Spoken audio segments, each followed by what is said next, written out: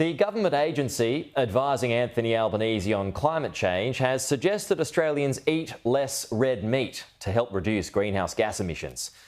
It's in the Australian today. So under a proposed pathway to decarbonise agriculture, the Climate Change Authority says we should switch preferences away from higher emissions products such as beef and lamb towards animal meats with a lower emissions intensity, such as chicken, pork and kangaroo. Joining us live now is Barnaby Joyce. Barnaby, good morning. What do you make of this proposal? Good luck mustering the frigging kangaroos. Oh, that'd be worth watching. Well, look what's happened in our nation. Just look at this. First of all, COVID, and we had a part of this. We locked you in your house and told you what you could do, wouldn't let you out for 14 days for a virus that's still around today. Then, of course, we're telling you what power to use. We're going to run the place on windmills and solar panels, and you're going to pay the price. As the brightest glare of lunacy that actually is. But it's not enough.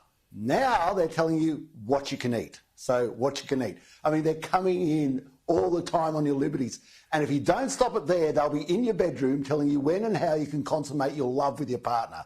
Like, make a statement for your freedom and eat meat, okay? Make a statement that you still have a right as an Australian and eat meat.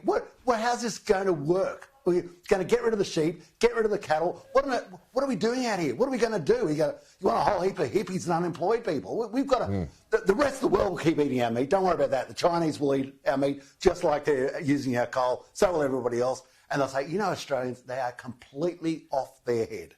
It's hilarious. They got all these coal reserves, they don't use it. They've got all this gas, they don't use it. And they've got fields and fields of the best beef in the world, but they don't eat it. No, OK, so here's a relief. Chris Bowen, he likes a steak, so he won't be telling Australians what to eat apparently, which begs the question, what's the point of the Climate Change Authority, which is chaired by Matt Keane?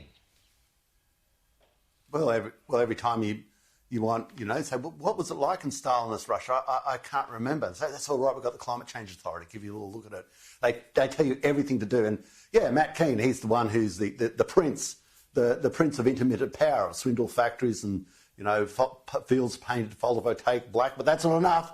Now they told us that we could graze the cattle and the sheep under the photovoltaic fields of black, as mad as that is. But now they've decided you're not allowed to have cattle and sheep at all. So, that's the next step. And as I say, kangaroos, I've got no problems. I've got no problems with people eating roo meat, none at all. They harvest roos here.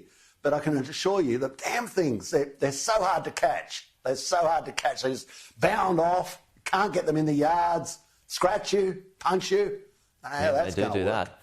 Just a final one here on Jim Chalmers and Michelle Bullock. You saw her respond to him yesterday on the State of the Economy. She says it's not the interest rates, it's the inflation that's causing the biggest problem. It's a public debate now that everyone's seeing. What do you make of it? And now he's going after David Crisafulli, by the way. He's picked a new fight. Oh, well, it's desperation, isn't it? I mean, I honestly think this Labor government has done something unique. We've had one Labor government in the history of Australia, Scullin, from 1929 to 1932. They ran into the Great Depression. But I always thought that Jim Chalmers had his head screwed on and the madness just came from the Prime Minister. But now he's decided that, it's all a bit slippery, so I'm going to start picking fights. I'll pick a fight with the Reserve Bank Governor. I mean, it is inflation.